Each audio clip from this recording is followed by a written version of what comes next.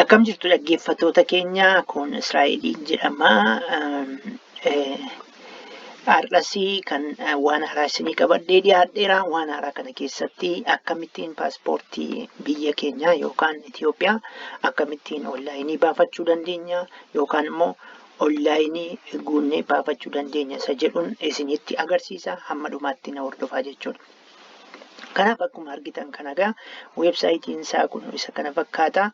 Weebsaayitii isaa kana jalaatti ani rikwaayimentii isa jedhu kanan isinitti agarsiisuu barbaada. Rikwaayimentii keessaa immoo gosa paaspoortii kanatu jira. Kan isin baafachuu qabdani. Fakkeenyaaf haaraa baafachuu yoo barbaaddan yeroon isaa kan itti dhume yookaan ispaayir paaspoortii yoo baafachuu barbaaddan akkasumas paaspoortii peejiin isaa raanaawuti yookaan immoo keessaa cite baafachuu yoo barbaaddan keessaa badame baafachuu yoo barbaaddan akkasumas daameejii yoo ta'e yoo isin harkatti dulloome yookaan immoo bishaaniinis yoo isin harkatti babbade baafachuu dandeessan akkasumas loost yookaan stolen paaspoortiidha yookaan yoo gattan yookaan iddoo kan biraatti dookimentii keessan ijjiin bade yookaan immoo hattuun yoo isin jalaa fudhatte akkamittiin baasuu dandeenya isa jedhudha. Kanaaf how to apply isa jedhu kana walii wajjin ilaalla jechuudha. Kanaaf ani isa haaraan isinitti agarsiisa. Paaspoortii haaraa akkamittiin baafanna isa jedhuun isinitti agarsiisa na hordofaa. Isa keessatti akkuma argitan kana fakkaata new paaspoortii yookaan paaspoortii haaraa baafachuudhaaf jedha. New passport applicant must be fulfill the following requirements. Paaspoortii haaraa baafachuudhaaf warri paaspoortii haaraa baafachuudhaaf iyyattan kan armaan gadii kana guutuu qabdu jedha. Wantoota barbaachisoo armaan gadii kana guutuu qabdu jedha. Inni seera tokkoffaa irratti prepare all the requirement documents for the service. Dookimentii barbaachisaa ta'an required ta'an kana guutuu qabdudha. Tuqaa tokko irratti maal jedhaa? Waraqaa eenyummaa gandaa fi akkasumas waraqaa ragaa dhaloota keessanii ganda keessan irraa baafattanii waraqaan inni isin eenyummaa keessan baafattanis inni isin birth certificate isin baafattanis kan haareffame ta'uu qabaa jedha. Lammaffaa irratti if you are apply for the urgent service you must have.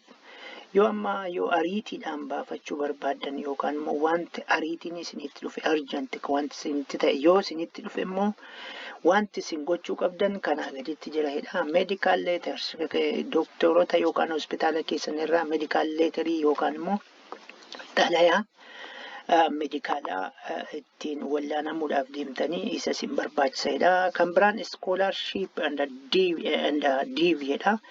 Scholarshipii xalayaa isaa yoo of harkaa qabaattanii biyya deemtaniif xalayaa isaan sun sin ga'eera yoo ta'e fudhattanii akka dhiyaattanii jedha.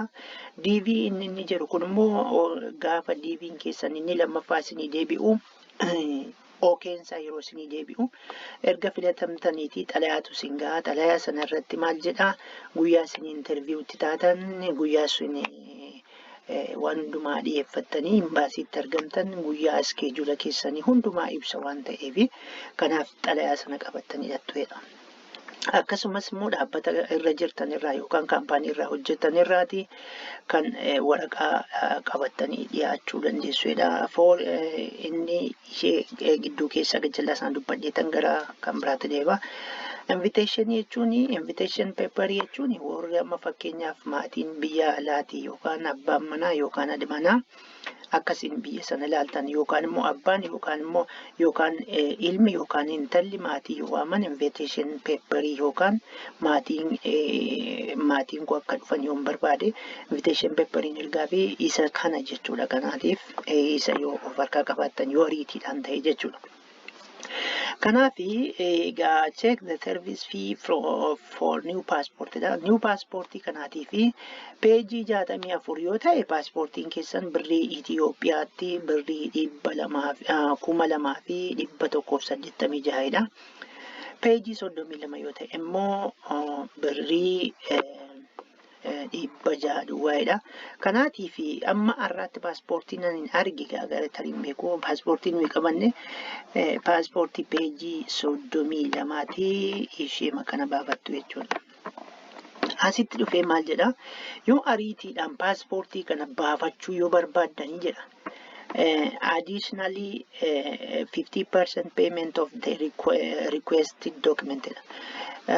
Kana jechuun yoo amma kana fakkeenyaatiif 600 kana kaffaltu yoo ta'e 600 irratti immoo persentii 50 yookaan walakkaa yoo itti dabaltanii 300 ta'a. Walumaa galatti 900 baafattu jechuudha. Urgentii yoo baafachuu ariitiidhaan yoo baafachuu barbaadan jechuudha. Arfaffaa irratti maalidhaa? Scan all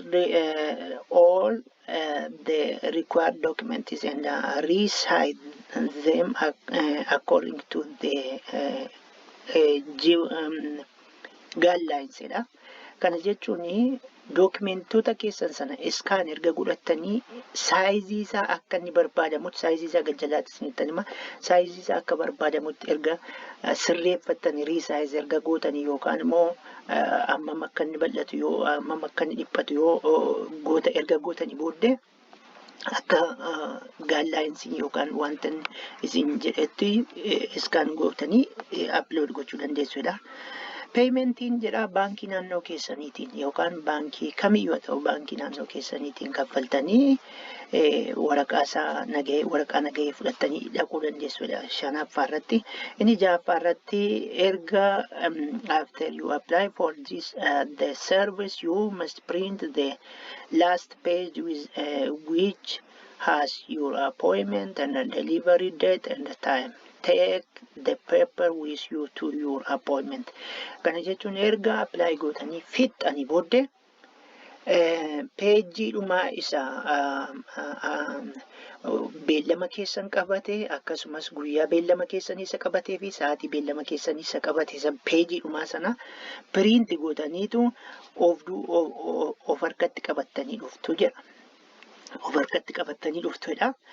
Inni torbaffaan when you come to the office on the appointment date you need to make the sure that yeroo gara ofiisa keenyaa dhuftanii yeroo appointmentiin keessan ga'e gara ofiisa keenyaa yookaan immoo gara immigireeshinii keenyaa dhuftanii wanti isin sure ta'uu qabdan yookaan wanti isin ergitanii ta'uu qabdan jedha.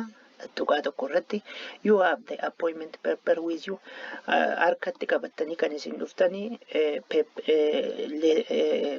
waraqaa beellama keessaniidha. Tuqaa lammaffaa irratti you have the all original required documents with you dha. Kana jechuun yoo urgent hin taane ta'ee waraqaa eenyummaa keessanii fi waraqaa ragaa dhaloota keessanii of harkatti qabattanidha. Yoo immoo urgentii taatan immoo yoo diiviin faasinii bahe yookiin isin harka jiraate immoo isa oriijinaalii isaa fudhattanii dhuftu jechuudha. Yookaan immoo yoo iskoolaarshiippii argattan iskoolaarshiippii sana oriijinaalii dookimentii sana qabattanii akka dhuftanidha. Inni si'edha. This should be the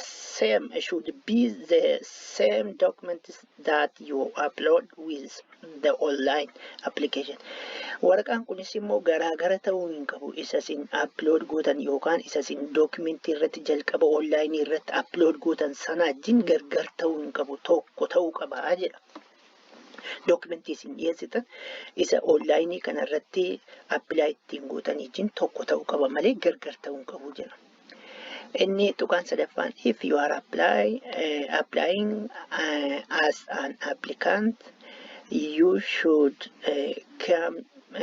come yourself. Kana jechuun yoo ofii keessaniif apply gootanii ofii keessanii dhiyaachuu qabdu. Namni isinii dhiyaachuu hin qabu jechuusaati.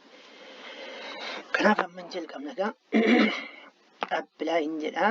Apply yeroo jedhu isa booddee wanta kana naa fida. Wanta kana erga naa fidee booddee isa kana ilaaltaniitu gaa request an appointment isa jedhudha. This passport applicant Ethiopiaadhaan jedha. Isa kana dhiistanii isin yeroo kanatti deemtu ishee agree jettu kana tuttu jechuudha. Agree to the terms. Isa jedhu kana tuttu jechuudha. Isa booddee kun start individual appointment dha. Isa gootu. Isa booddee maal isinii fidaa? new passport isa jedhu kana argitanii new passport kana dhuftu jechuudha. Erga new passport dhuftanii egaa kun amma kana isin gaafata. Site selection dha. Site selection ani Oromiyaan fudhadha yeroodhaa fi Oromiyaa Addis Ababaa Finfinneenis jira haa ta'u Finfinneenis jira, Dirredawaan jira, Gambeellaa yoo taatan Gambeellaan, Bineenshaangul yoo taatan Bineenshaangul, Hararii yoo taatan Hararii, Sidaamaa yoo taatan Sidaamaan, Somaaliyaa yoo taatan Somaaliyaa keessatti naannoo sana jira. Mana Oromiyaan fudhadha. Oromiyaa yeroon fudhadhutti bakka magaalaa sanatti miidha. Magaalaa isaa Jimmaa fi Adaamaa bichaa jira asirratti yeroodhaaf paaspoortiin kan ittiin ofiisii qabani. Kanaaf Adaamaan jedha. Tokkon yookaan yoon Jimmaatti ni yaadate Jimmaan jira yoon immoo Adaamaatti ni yaadate immoo Adaamaan jira jechuudha. Isa booddee ofiisii select godheedha. Adaamaadhuma. Isa booddee deliver site ni achuma poostaa ofiisii Adaamaati. Ifama isa booddee next jira jechuudha. Next jira ala salphaatiin jechuudha. Erga next jedheeti amma maal qabu November keessa kan isaan qaban 25 kaasaniitu qabu. 25 hanga 30tti November keessa inni kan dhumeera jechuudha. Kanaaf 25 jira jechuudha. 25 yeroo jedhu ganama sa'aatii 9 hamma 10tti inni kun kan maayinni kan loltuuti yookaan kan akka warra adiitti kanaatii fi sa'aatii 3 hamma sa'aatii 4tti jechuudha kuni isumaan fudhadha. Yeroon isa fudhadhu sa'aatii 3 hamma sa'aatii 4tti isa jedhuun fudhadha. Next jira kana booddee jechuudha. Isa booddee akkasittiin naaf deera.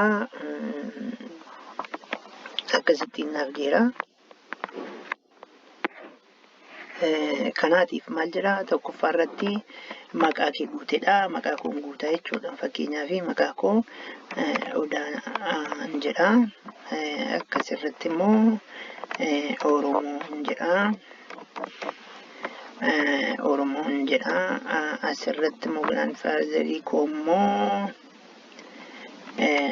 Shanan jedha jechuudha. Shanan ittumaan simbarsi Shanan jedha. Isa booddee guyyaa dhaloota kootiin asirraa sirreessaa.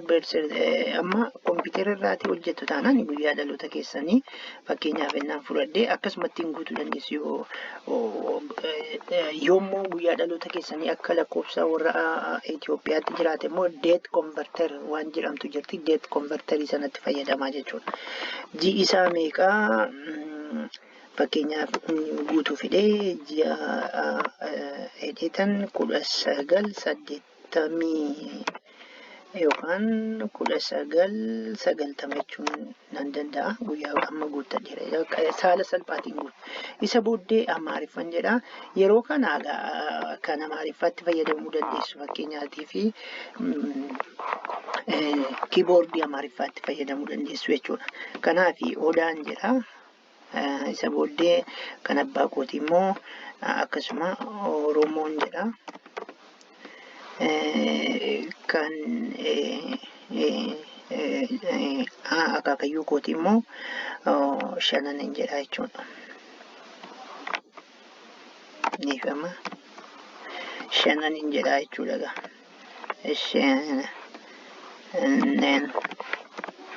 Ndidha akkasittiin guuteera jechuudha. Isa booddee immoo naashinaalitiin Itoophiyaadha rakkinaan qabu. Isa booddee gara kana dhufeetanii silkii koo guutaa. Silkii yeroo guuttanii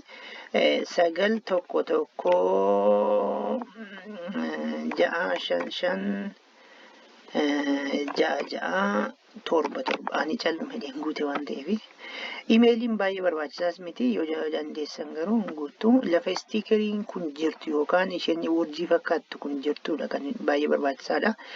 Iddoon itti dhalattan wal fakkeenyaatiif soorii Amaariffaan jijjiira ishee kana kiiboordii koo jechuudha. Kiiboordii koo isa booddee iddoon itti dhalattan sun Wallagga yoo ta'e Wallagga jettu. Yoo ID keessan yookaan birth certificate keessan irra waan jiru waraqaa ragaa dhaloota keessan irra kan jiru lakkoofsi isinii kenname yoo jira waan ta'eef isa hin guutu barbaachisaas miti jechuun required miti waan ta'eef rakkinaan qabu yoo dhiiftanis. Hojiin keessan maal akka ta'e asirraa agarsiiftu amma hojiin koo jedhee kanaan guutu akkaawuntaantiin jedha. Isin kan barbaadan kan mataa keessanii guutuu dandeessu. Isa booddee iji koo yaan koo mataan koo rifeensi mataa keenya gurraacha waan ta'eef hundumti keenya yoo adii yoo kan biraa hin qabnu ta'e gurraacha jenna.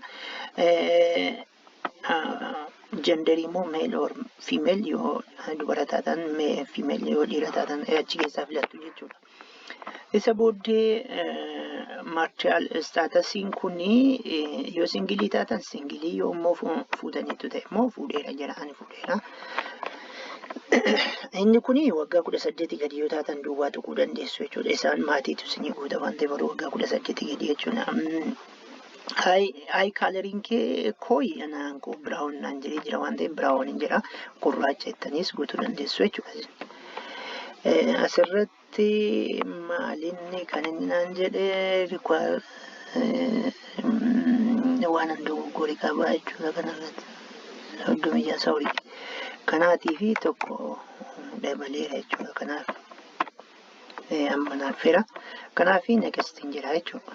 Next yeroo jedhu gaamma riijinii na gaafate. Riijinii isin amma jirtan Oromiyaa riijinii Amaaraa Gambeellaa Dirreedawaa waan jedhuuf Oromiyaa riijinii jenna.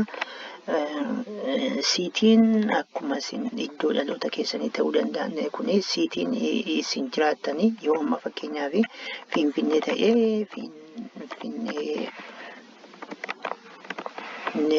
jettanii yommuu isteeta gaasteetan beeku waradaa keessan qabalee keessan akkasumas istireetii irra jirtan fi haawus nambarii yoo qabaattanii haawus nambariis qabdu waan ta'eef isa sitti guutuu jechuudha. Isa booddee nekisteena jechuudha. Isa booddee faamilii itti dabaleedha. Faamilii itti dabaluun yoo qabaattan itti dabaltu yommuu faamilii sanaaf paaspoortiin hin barbaachisu ta'e immoo dhiiftee dabartu amma dhiisiin darba. Isa dhumarra gahuudhaaf akkana jedha paaspoortii saayizii isaa filadhuudhaa tokkuma jira.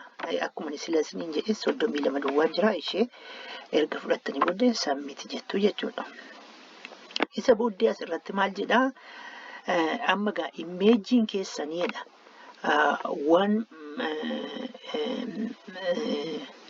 Meegaabaaytii tokko ta'uu qabdi jedhama. 1 meegaabaaytii jechuun baay'ee xinnoodha. Haa ta'u malee kan footoodhaaf sirriidha. 1 meegaabaaytii ta'uu qabdi jedha. Isatti guutuu ID yookaan waraqaa qabalees ta'u waraqaa lafa hojii keessanii yookaan mattooqiyaa yookaan waraqaa eenyummaa keessaniis asirratti guutuu. Isa booddee birth certificate keessanis gachallaa kanarratti upload gootu asilaati jechuudha. Amma inni foormaatiin kun immoo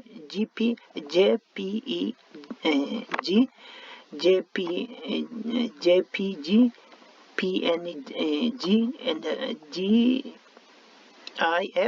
and PDF formaatiidhaan ta'uu qabaa jira. Ani waama tokkoon guutas keessaati yaa hanumanni. Jechuun waanuma qabu keessa wanti tokkuma guutaa jechuun baay'ee mantanaamte waan ta'eef yoo naaf fudhate naaf fudhatu tokkuma guutaa. Naaf fudhateera naaf fakkaata.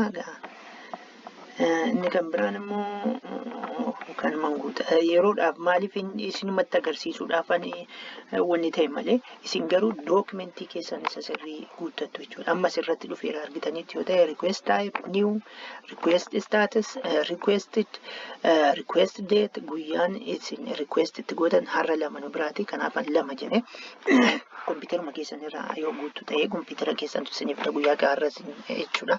Appointmentiin kommoo November 24dha. November 24 akka Itoophiyaatti meeqa akka ta'e beektu isiniyyuu. Appointment time immoo 9tii hamma 10tti jira. Kana jechuun sa'aatii 3tii hamma sa'aatii 4tti jechuudha.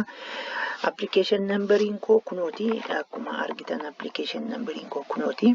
Iddoon isaa immoo ofiisii isaa Adaamaa Envaayidha.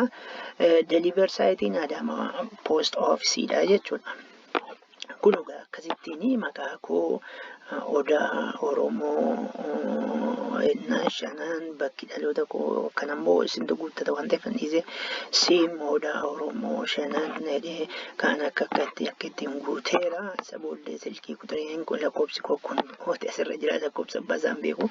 Isa booddee dhumarratti maalan jedhaa confirm applicant details jedhuun godhaa. Isa booddee next jedha jechuudha.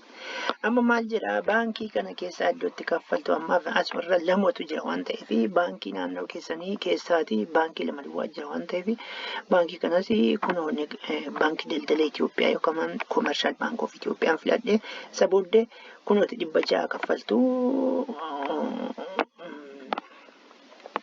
Isa booddee akkasittiin jedheetan isa booddee agree ishee jettu kanan tuqaa jechuudha. Agree to terms and conditions ishee jettu kana ittiin walii galaa jedheetanii.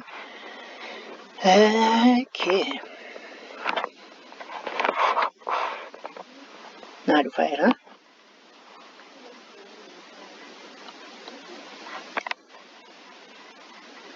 Dhiifama siloona jalaa ta'ee naaf fakkaata. Kanaatiif na eegaa. Dhufeera amma kunooti asirra jira. Amma waan hundumaa fixee payment instruction itti na fide. Payment instruction go to zedha ala akkasitti go to your preferred CB branch baankii kamiyyuu dhaquu dandeessu. Isa booddee orderii kan ittiin gootan kanaan gootu jedha. Ethiopian Posta 8522 hankooti kanaadha. Kana itti agarsiiftu jechuudha. Isa booddee ammaawuntii 600 kaffaltuudha. Isa booddee immigration online passport service fee isa jedhuudha. Kana kaffaltu. Isa booddee maal jedha?